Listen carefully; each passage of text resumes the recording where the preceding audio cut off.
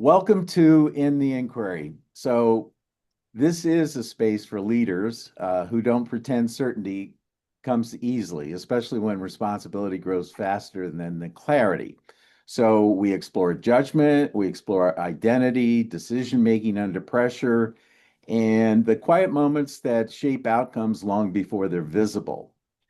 So today's guest works at the point where enterprise strategy either becomes operational or quietly stalls. So for over more than 2 decades across various sales, business development, strategic partnerships, go-to-market operations, she's helped organizations move very complex initiatives from intent to adoption. Her experience spans ERP, CRM, BI, cybersecurity, AI, and automation, with particular focus on building the business and financial models, governance rhythms, and enablement structures that allow partnerships to actually take hold. So, with a background that bridges commercial execution and accounting discipline, her perspective is shaped less by theory and more by what survives contact with reality. Holly Whalen, welcome. I'm glad you're here. Thank you, Terry. Wow. I'm going to have you to promote me. So terrific. I guess my first question is when you hear the phrase in the inquiry, what does that bring up for you right now in how you think about your work or leadership? Oh, wow. You know, it opens up a lot. It's wide. It's deep. It reminds me that leadership isn't just about what we denote it to be from an academic standpoint or a cultural standpoint, but to me, leadership is all encompassing more about who we are and what we bring to the table and what filter we're operating from. So, in the inquiry is so interesting to me, and it creates such curiosity because that means this conversation could go any which direction. I love that. Terrific. So, you spent much of your career living in that space, between strategy and execution. Where do leaders most often underestimate the gap between the two? Yeah, it's interesting because, yes, I spent my time between strategy and execution, and the strength of leadership shows up in strategy, but then it also shows up in the processes and policies at which they create to support the execution. And where I find a lot of misalignment is between those two pieces. And what I find with that, especially at scale, is we have great strategy that comes out of C-level as an example, and it then gets misinterpreted all the way down the line. And you start to see that when you start to take a look at the operational underpinnings of how the execution programs are being structured. And what becomes frustrating for those who are responsible to deliver on the execution piece is that it's always a moving discussion and it never stays in alignment as much as it should so that the entire organization can focus on the strategy. Mhm. But there's a manipulation that takes place as that strategy gets disseminated down the line. So can you give a real world example of that from your experience? Absolutely. So, a great example would be in channel. So, we have an organization that believes in order to be able to drive to the incremental growth strategies that they have, they need to execute a channel program and bring the channel with them. That's a great strategy. Now that gets passed over into the CRO's organization between revenue and then the channel team. Mhm. And what is the incremental revenue growth that then can be tied over time to driving to that mandate? And then from there, it gets delivered down to some leaders that are responsible for different facets of that channel community, whether it's a GSI program by a GSI team, whether it's a value added reseller program, whether it's an OEM program. And then all of a sudden, as we get to motion and market and we learn what it's going to take in terms of an investment to build that trajectory and acceleration within that channel engine of revenue, all of a sudden we find out the path to get there is going to perhaps take longer than we thought in certain areas. There's going to be some investment requirements. Nobody thought about that when they created the strategy and the operational budget and program to support that strategy little too late. That typically comes first. We go out and we learn and we come back and we all look at each other and go, okay, we don't have the money to do that. We don't have the money to do that. How are we going to get this program where we need it to run?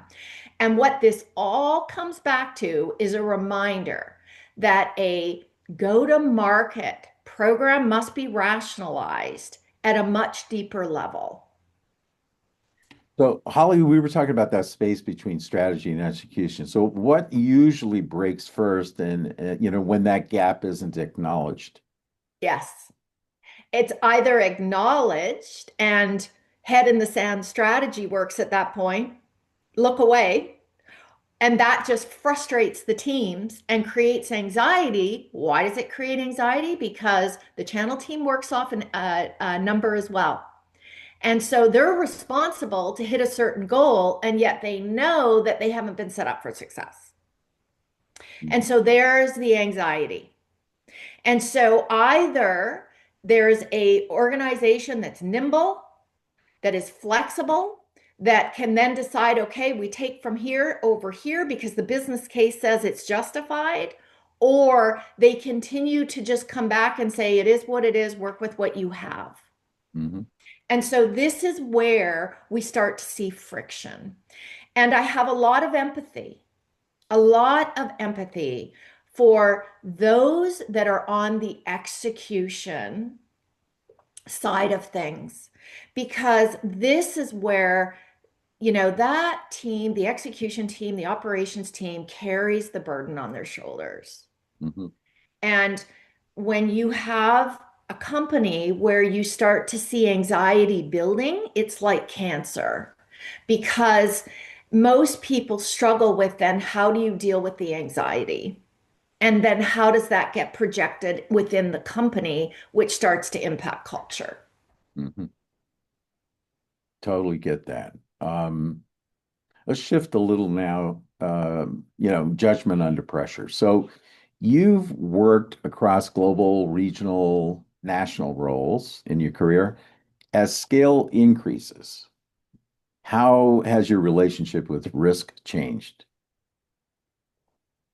Well, scale has never frightened me. And I've worked with some pretty aggressive, not assertive, but aggressive sales environments and organizations where, the top line was always growing and always moving and the pressure was there. However, there are inputs that can support that kind of acceleration and that kind of growth. And if those inputs are working for you, it's less pressure for the entire team. Inputs such as market presence, brand awareness, brand credibility, adoption, adoption into all layers of the marketplace, right? Whether it's enterprise, mid-market, commercial, SMB, right? So the pressure comes when you don't have a well-defined strategy that's been rationalized across every single team.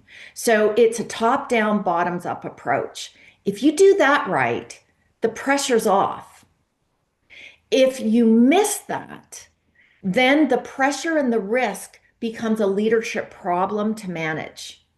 And it actually exacerbates your problem, right? So when I've been in environments where clearly there is a misalignment between strategy and execution, the concern that I have most is over time, if you don't collapse the gap, you get into a culture that's built around a CYA model. Mm-hmm. And you see it all the time.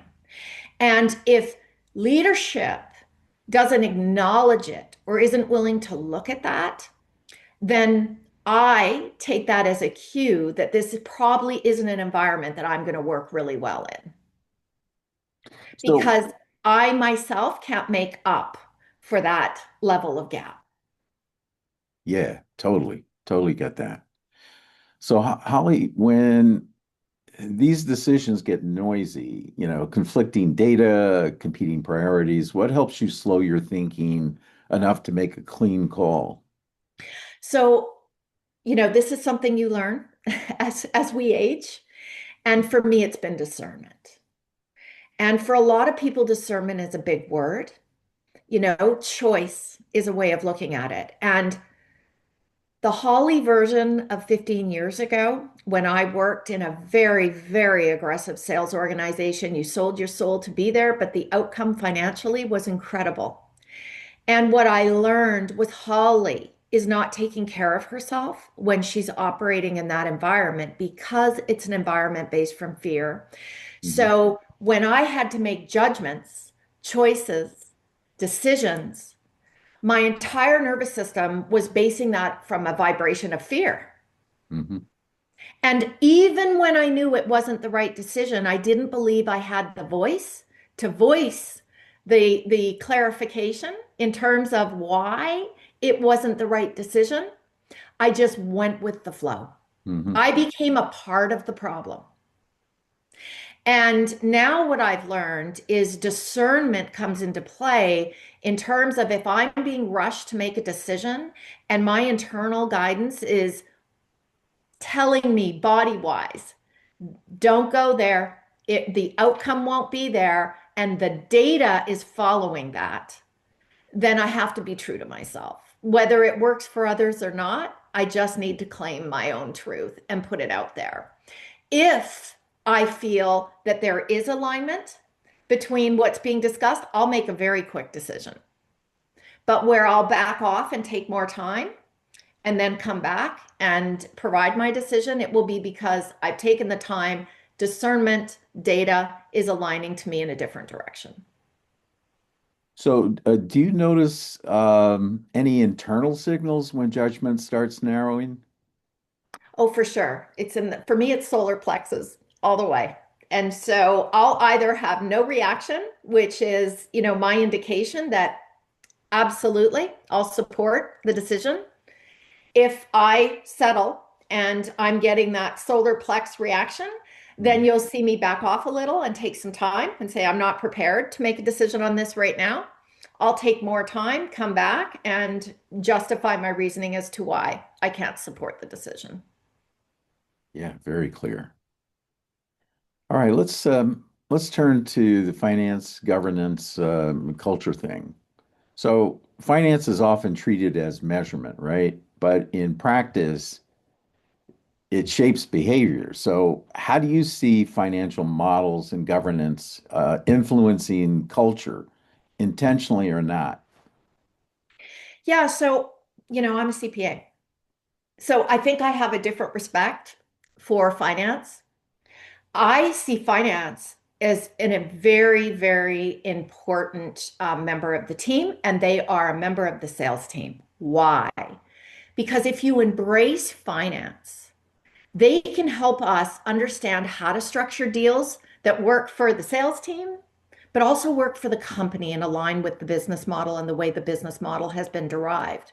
Now, well before that, leadership in the go-to-market team should be arm in arm with the finance team because we need to build that bridge and help them understand our mandate. We need to understand their mandate, but the time that you want to be working with finance is while the business model is being created, whether it's your initial financial model because you're getting off the ground, or now we're moving into different years. When that business model and that business plan is being derived the 4 months to 5 months before our new year, the CRO and the go-to-market team needs to be at the table. We need to be a participant and be able to align ourselves and make sure that they hear from us in terms of the inputs that need to be considered into that next year's financial model. And if you come at it with an attitude of finance is not with us, then guess the outcome you're going to get. Finance is not going to be with you. It's a mindset. Finance is with you. We're all together in the same boat trying to create outcomes that support the overall company and the company's mandates. Mhm. So to expand on that, so how do you balance this short-term pressure with long-term adoption when stakeholders are pulling in different directions? Yeah. So to me, that's an opportunity.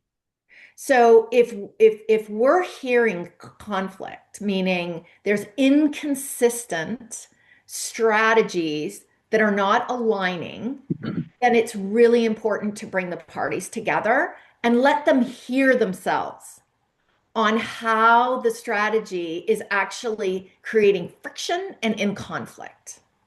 And so that's how I typically manage through it is bring parties together, let everybody hear what their mandates are, and then cultivate a conversation to help everyone understand, do you see how this is not coalescing and not in alignment? But don't just bring the problem. When you're structuring that meeting, I always bring ideas, things that, each of the participants can think about on how can we bring this back into alignment, knowing that we've got goals to meet. Brilliant. So what discipline do you rely on today that wasn't necessarily or wasn't actually necessary earlier in your career? Oh boy. Honestly, Terry, I would chalk that up to personal growth. Personal growth and wisdom that experience gives you, honestly. I mean, the Holly of 15 years ago, she doesn't exist. I don't know her anymore. I know of her. I don't know her anymore. The Holly of 5 years ago, she's well past too. So, I think if we're open to our own self evolution and participating in that, then I think that it becomes very clear and obvious to those of us who invest in ourselves that we just operate differently because the filters change.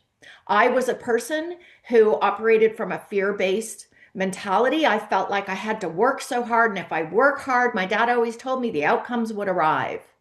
And now I'm in a place where I'm actually working 80% less than I ever worked before, and my outcomes are way more exacerbated than they ever were.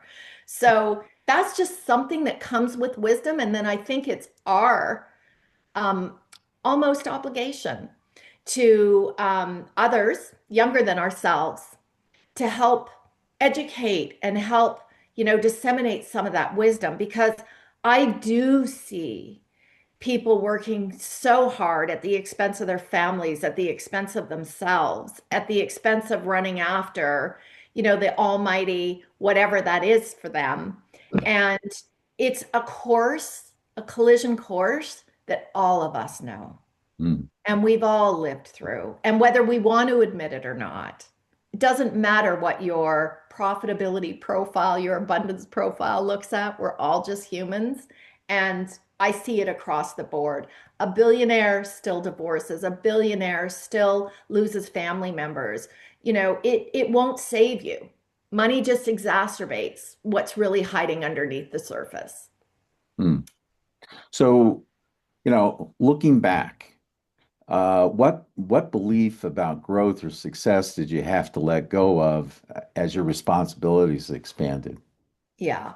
So working harder was one of them. Yeah. Not taking out time for myself. And I never did that. I was so proud of the fact that I jumped on a plane on Monday morning. I jumped off that plane on Friday and I was back on Monday. What I didn't realize was that's an expense not only to myself, but my family, because we all know when we travel, you don't just leave the day you leave, leave a few days before. So you're Mm, constantly never at home and you're constantly never rekindling the energy that you've just put out there all week long. And so I would hit the wall, hit the wall, hit the wall. That's no longer a part of my mantra. So working less, supporting myself, and feeding the things that matter to me that keeps me in a steady state of what I would call abundance, joy, mm, peace. And if I'm there, I'm finding I really have to do very little in order to bring to me opportunities, um, contacts, um, outcomes of abundance. You just don't have to work that hard. And we've all been fed a storyline, regardless of where everyone gets theirs, that working hard and serving others before yourself is the most important thing. And that's an illusion, a big, big, big illusion. Yeah. Totally get that. So I have a couple of closing inquiries. The first one is what's a question you're still living with, one that doesn't have a clean answer yet? Oh, that's a great question, Terry. I think for me, I still am moved and curious about as we're working in various environments with various people, everybody's in their own state of personal evolution. And I still hit walls where I have to really challenge myself on how can I bring people to a place of understanding in terms of operating themselves a little differently to just create more space and more flow for the rest of the executive team. Hmm. Because when a CEO in an early stage company, as an example, they are resting so much on their shoulders. They carry the energy of the company, they carry the energy of the strategy. They've got money that they need to be responsible to. They've got goals that have been set out there, whether they're realistic or not. And so there's all this pressure. And it's what you do with that pressure. And if you're chaotic inside, then that chaos is how that entire team is trying to operate. And that mitigates flow. And flow is how you naturally gravitate the market to come with you. And there's a lot of misunderstanding around this. So when you get to a place, Terry, of understanding this, and then you walk into environments where there's misunderstanding and there's still that, alignment issue, it's how do you bring everybody with you? How do you influence everybody to slow down and pull back a little bit to readjust and take us out of the chaos layer? Hmm. And so I'm still learning. I'm still on that journey of how best I can hold that energy and help move and inspire people to slow down. Brilliant. That's well worth pursuing. So, what do you protect more fiercely now than you once did? Oh, my personal constitution. Period. End of story. If I do that, it all takes care of everybody else. Yeah, I love that. I love that. That's a good parting answer. I call it my sovereignty, my personal sovereignty. Personal sovereignty. Yeah, I use that quite a bit myself. Yes. Well, that's great. Well, Holly, thank you for being in the inquiry today with us. Greatly appreciate it. And for those listening and participating to the podcast, remember to stay in the inquiry.